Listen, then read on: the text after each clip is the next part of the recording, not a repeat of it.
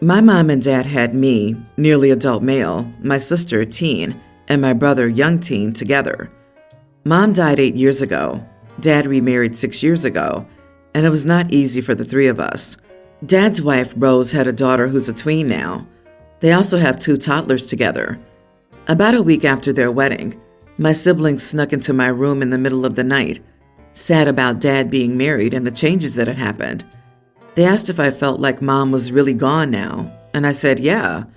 I asked them if they'd like us to have something just for us, no new family involved, where we could remember Mom and talk about that stuff. They said yes.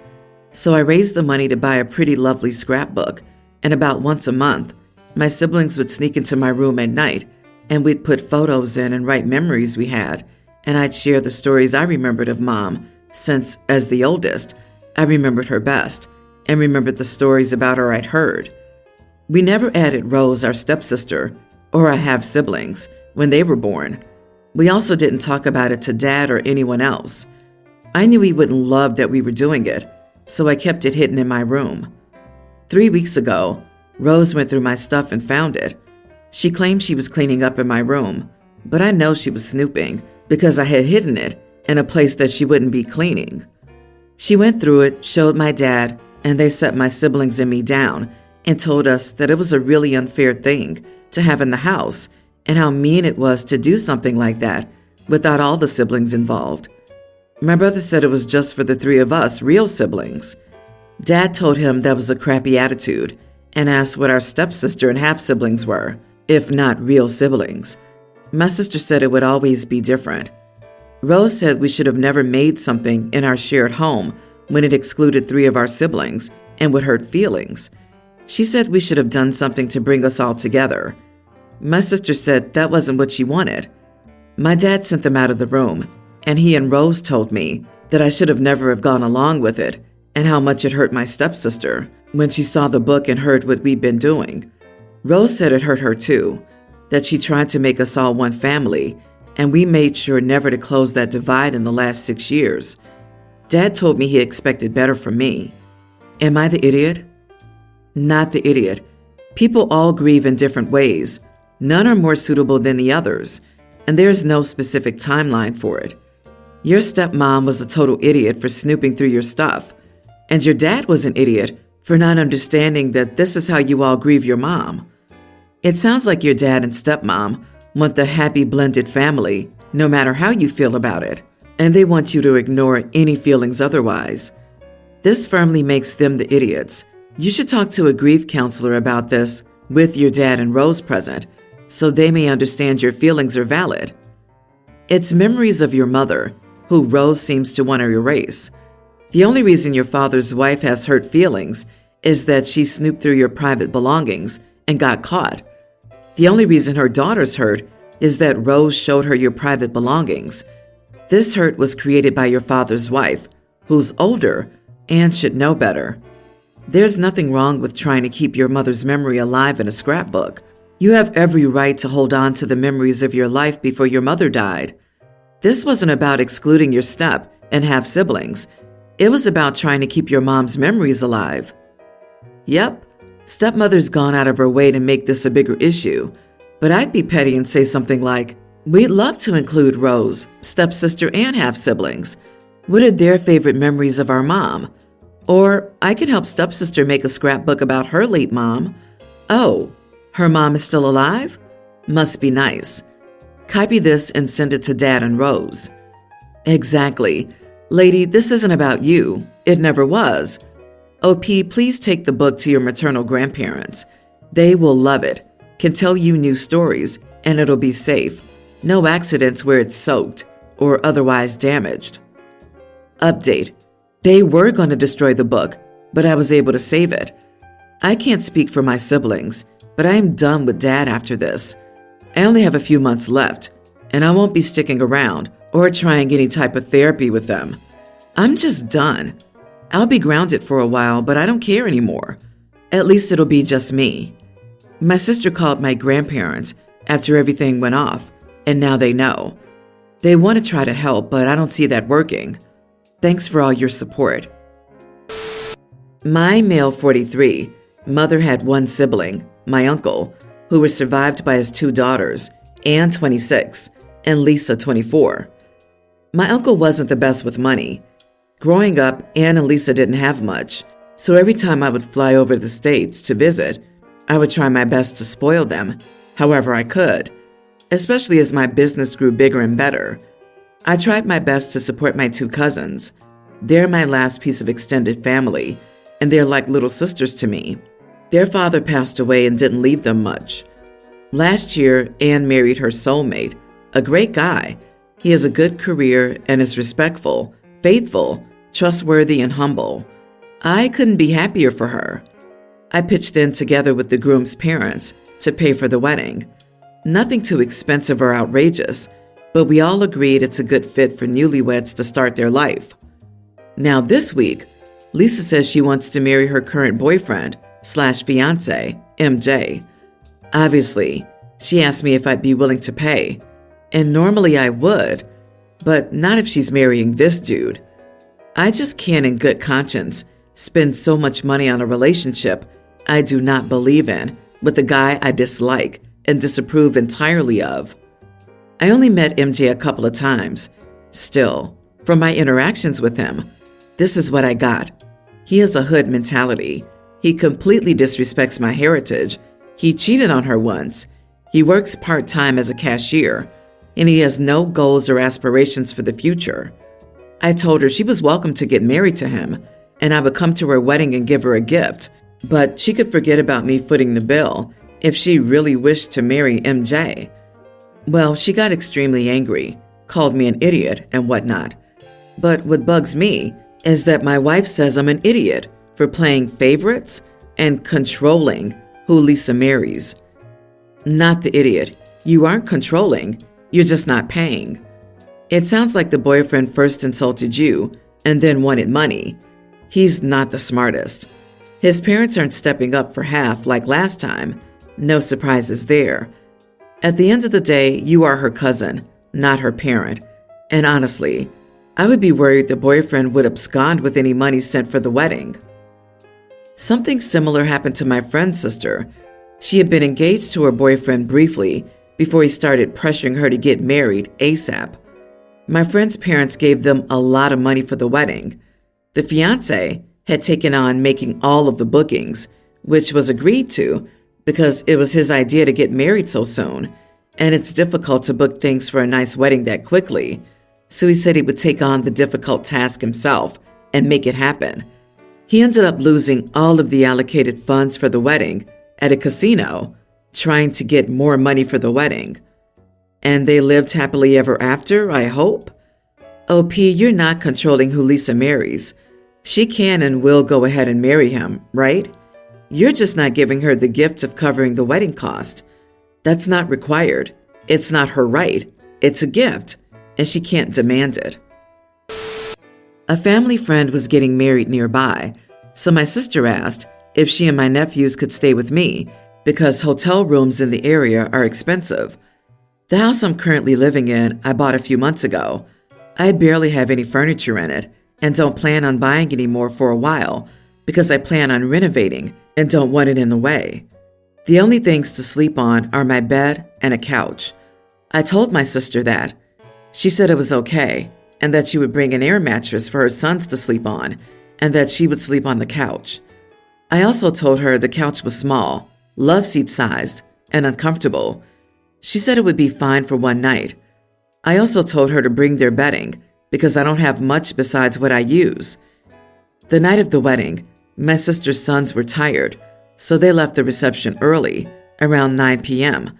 I wanted to stay longer, so I told her I would get a ride from someone else and gave her the keys to my house. When I got home around midnight, my sister was watching TV in the living room.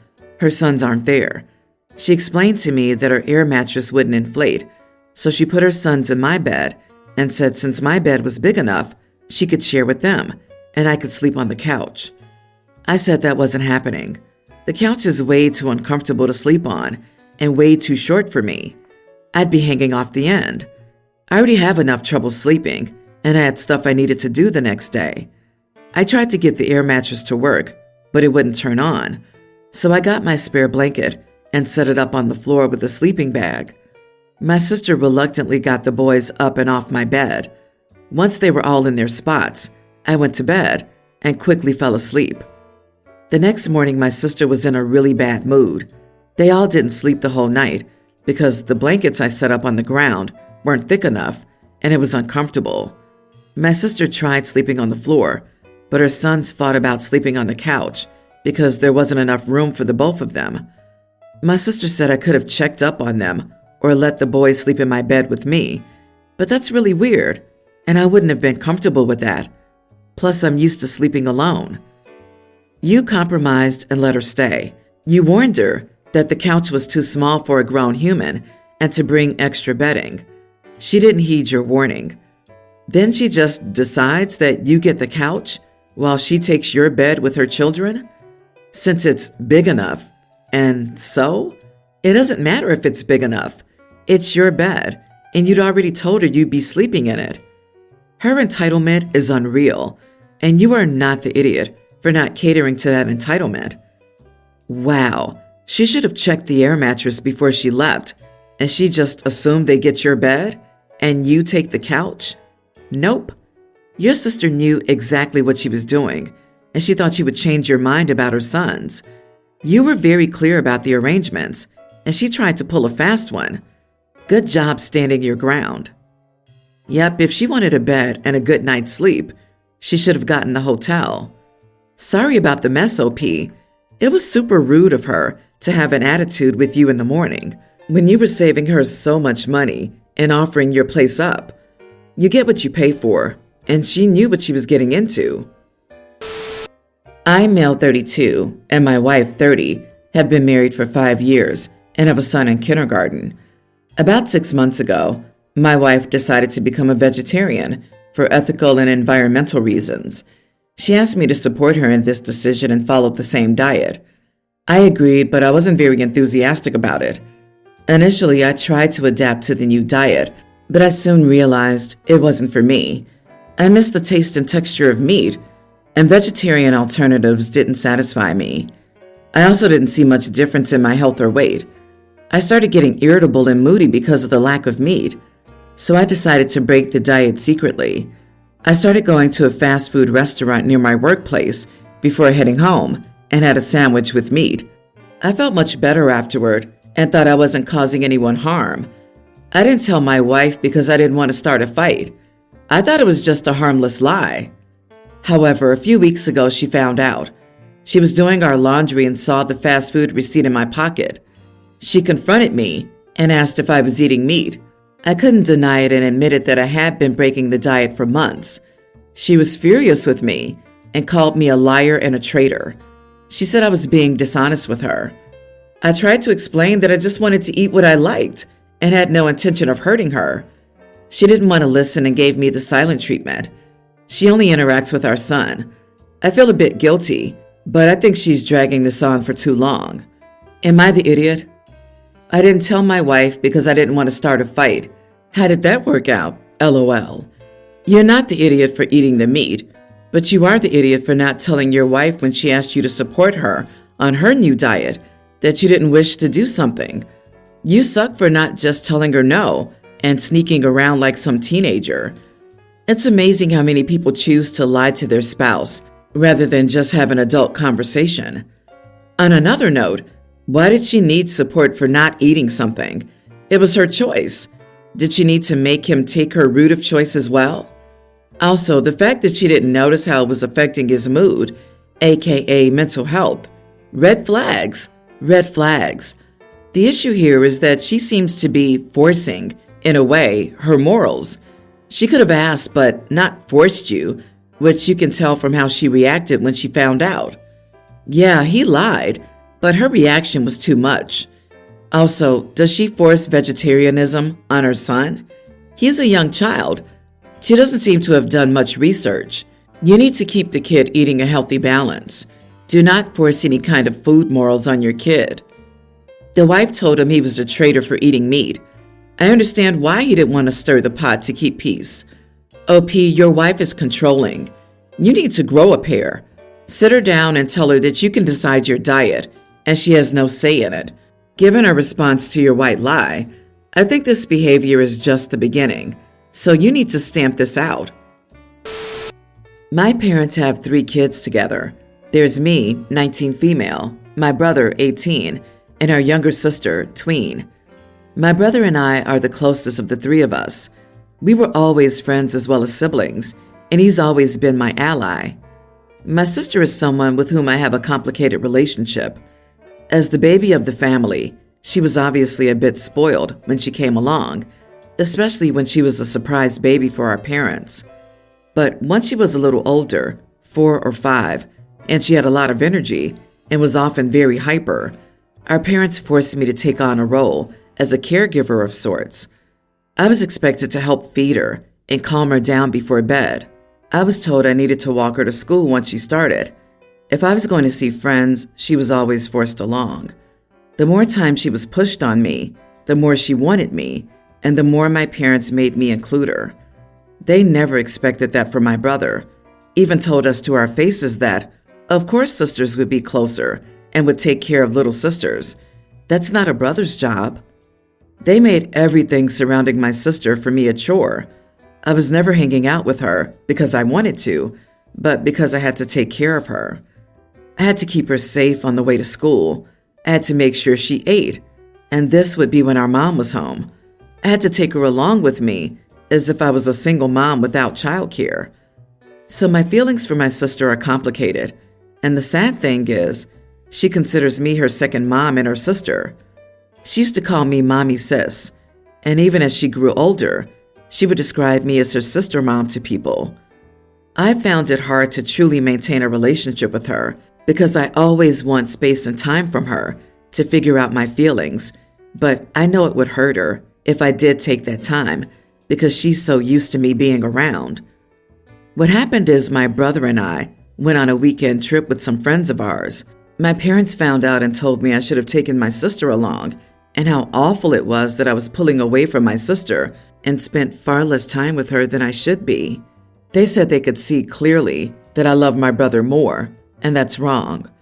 I snapped and told them they were misogynistic idiots for only expecting that kind of role from me, and that if they wanted to blame anyone for the way things were with my sister and me, then they should blame themselves for forcing me to take care of her when I was just her sister, not her parent. They told me I was not the only kid ever asked to care about younger siblings, and am the idiot for blaming them. Am I the idiot? Not the idiot. They made you her parent and didn't extend the chore to your brother. I can't believe they made you take your 7 years younger sister with you all the time, and even though you're now an adult, they're still at it? OP, your parents abused you.